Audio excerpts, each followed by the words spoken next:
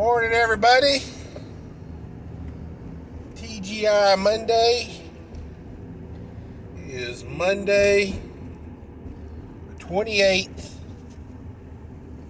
2022, 8:12 a.m. Oh, ladies and gentlemen of the jury, I'm going to make some people mad this morning. We're going to go into rolls. And I don't mean the fluffy biscuit. In nature, rolls are pretty much ingrained in the animal's natural instinct.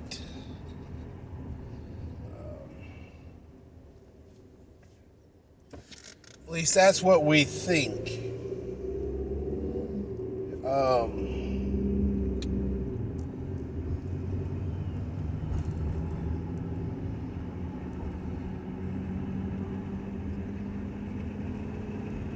Birds, the male bird courts the female in their species way, either a dance, a sound, a pose, a posture, or even like the penguins, they present them with a stone, a pretty rock to get them a girlfriend. But after courtship, the female goes, makes her nest, and the male helps. And they build a nest, and they lay some eggs, and the male fertilizes them, and they have chicks. The male and female work to raise the babies. And then, at the proper age, the babies either fly out of the nest or pushed out of the nest and then fly away.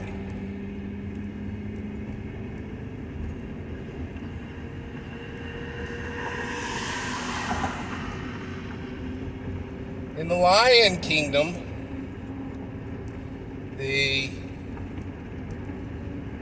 male lion courts the lioness through strength. He'll battle other lions for the right to propagate.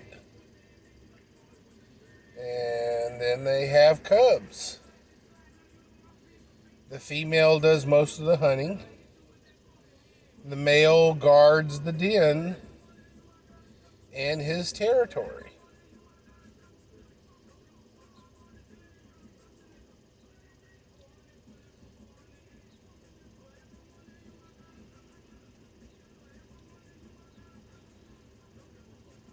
What I'm saying, guys, is whenever a certain amount of time elapses, a male lion cub is pushed out of the actual pride to fend for himself, and then he'll either battle for another lioness somewhere and move his and spread his genes elsewhere.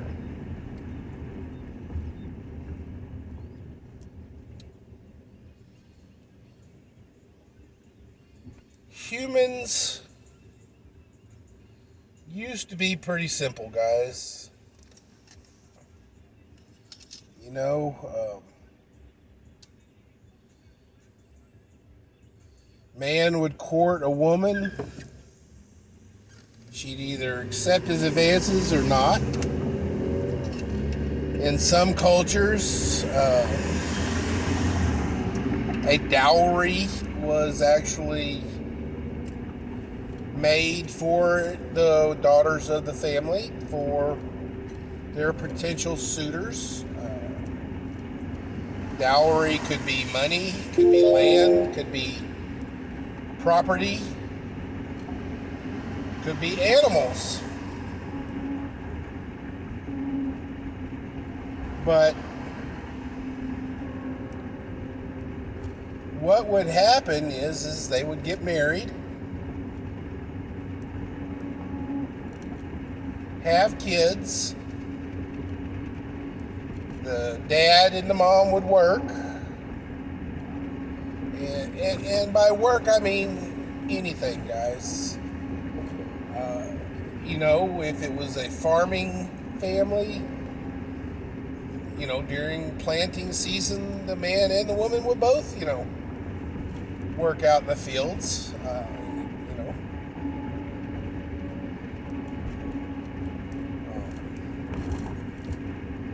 Or she would stay at home and raise the babies. Now, that's not saying she ain't working. A lot of times the ladies would be, working a loom, making clothes, cooking, tending to the kids, stuff like that. I don't want you to think that motherhood in any time frame was easy or was not work.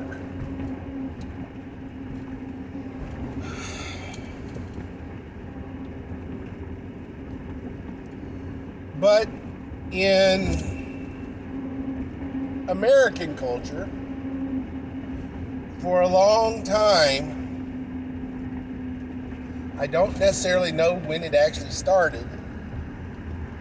May not even be started in America, but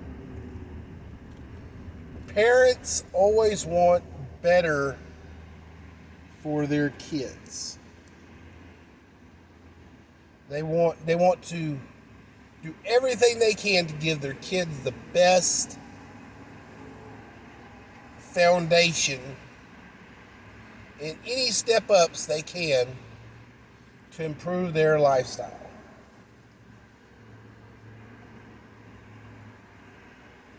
Now, in the past, that used to mean parents would sacrifice to send their kids to schools.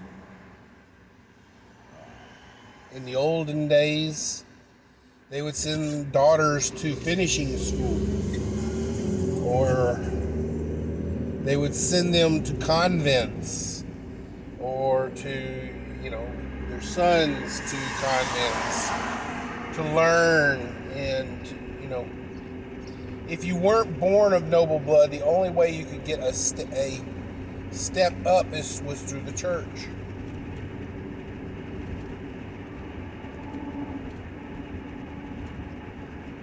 The best educations in olden days was through the church.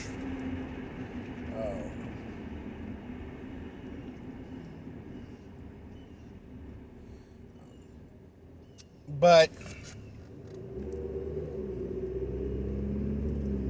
unfortunately, guys, a lot of us have a lot of parents.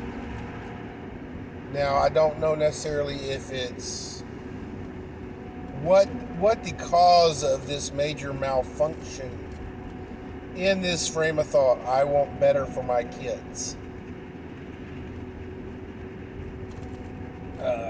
Could be the whole mama bear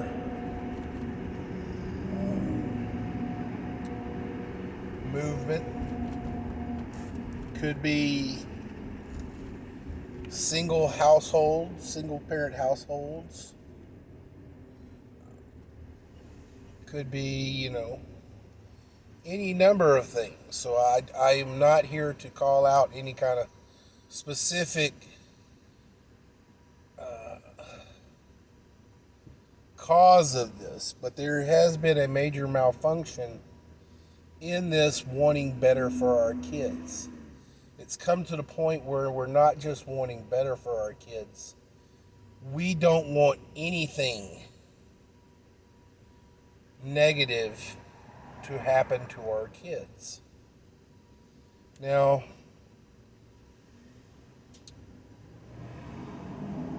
as a parent, we hate to see our kids fail at anything they're doing. I mean, if they're building, a macaroni painting and it looks like hell, we're not going to sit there and tell our kids it looks like hell. But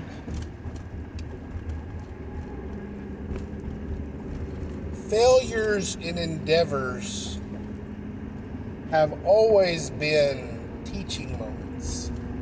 Teaching a kid through failure that they don't want, that evidently they didn't try hard enough, they didn't practice hard enough, they didn't do something enough, and they failed. And they don't want that anymore.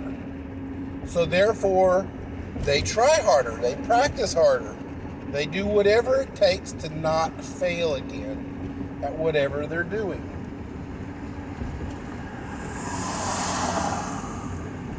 Unfortunately, the lawnmower / helicopter / stupidity that is modern parenting, to where the parent is like a force shield and puts their kid in a bubble of non-exposure. Meaning, mom and dad intervene on behalf of the kid in every aspect of their life. Boys in baseball, their freaking team sucks ass, but little Jimmy's dad is somebody on some kind of board, and he don't want to see that happen. So what happens? After the third game, he gets up there and he changes some kind of rule that it's play to a tie, and then, we're not playing for scores. We're just going to get out there and play. What is the point of learning? What are the kids learning by going out and playing baseball with no score? And yet, the players that they see on TV, and they see their parents getting excited when those professional teams, win a game, and yet your dad or your mom has just eliminated your ability to get that kind of reaction from your successes.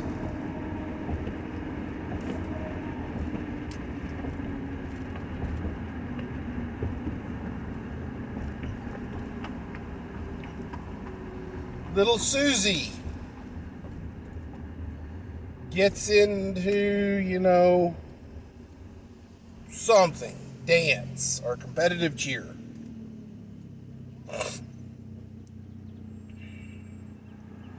And her team, never seems to win.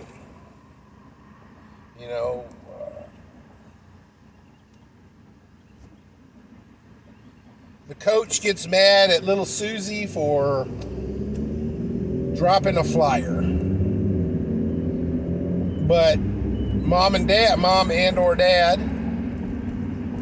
intervene on the coach disciplining that child, your child, for dropping that flyer at a competition. How many of us,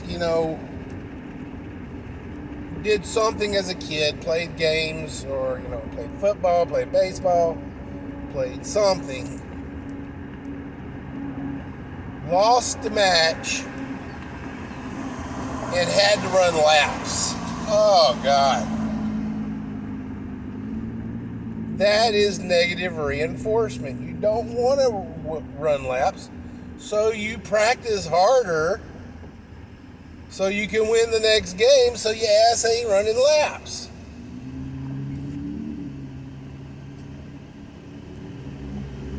But we've eliminated through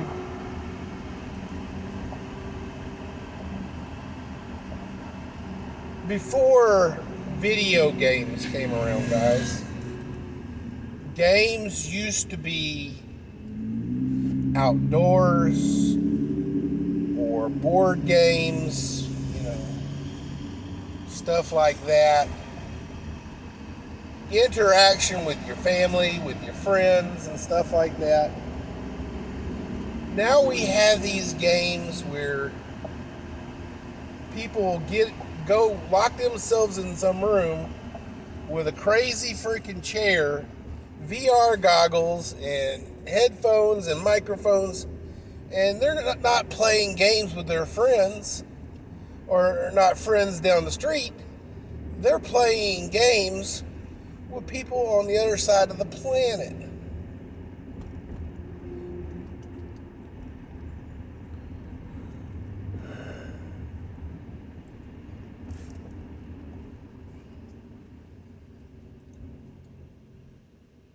Now,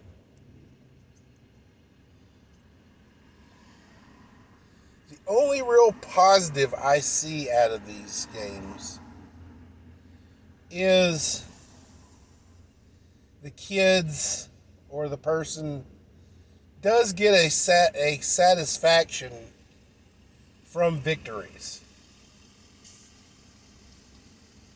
These games are games of contest, and there are winners and losers.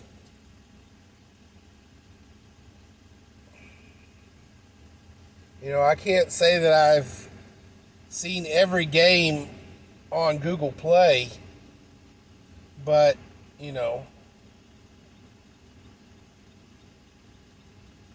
go to Vegas, you play, you either win or lose, guys.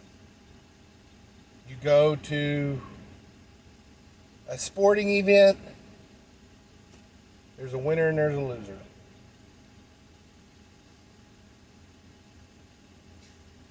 Ladies and gentlemen, even most movies, there's a winner and a loser.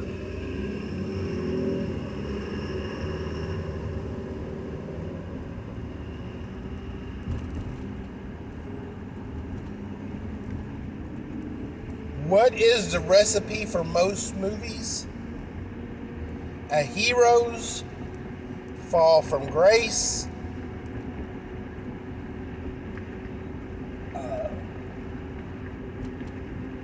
a self-realization, a self-improvement, a rise to the occasion,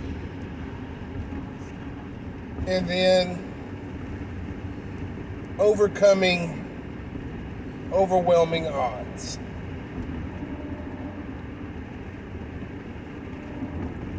That's why Captain Marvel, of all the movies in the MCU, is a hated failure. There was no fall from grace. There was no self-realization. There was no overcoming of immense odds. There was, she sucked. She got powers. and she became, all powerful. That's not a movie that people want to see.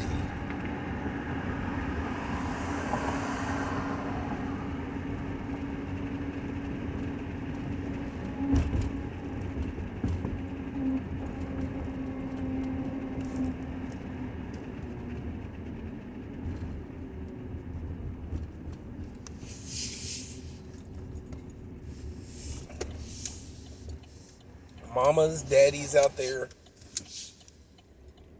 kids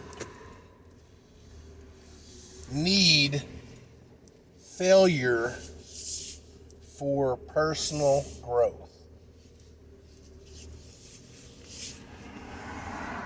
You want your kids to be winners? Let them lose.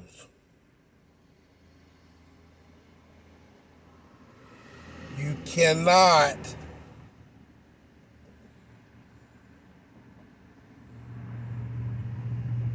crave victory if all you've ever known is victory. If you have no struggles in your life, then you will not crave victory.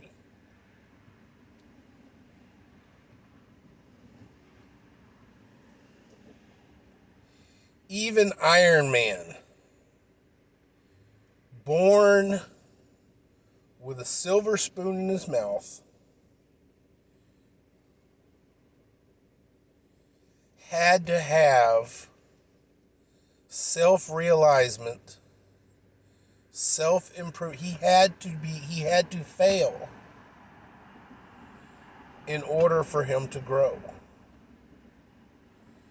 He was sitting there, a party boy, drinking, booze, selling, military goods.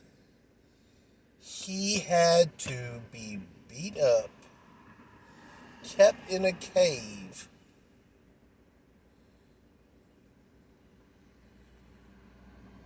with his body full of shrapnel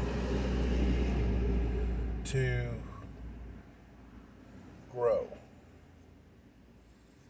And how else does he grow? Every time he fails, he grows.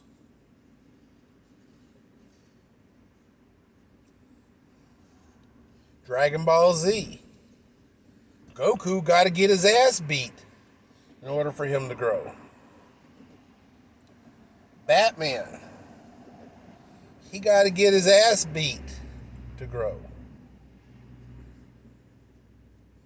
Bobby ain't gonna grow if all he ever does is sit there and text and social media and doesn't ever fail. Or even worse, doesn't do anything.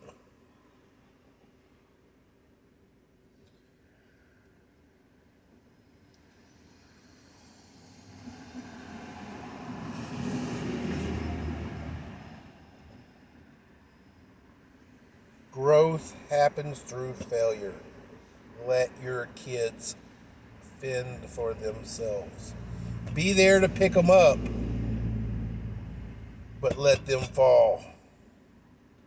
The harder they fall, the harder they'll climb back up.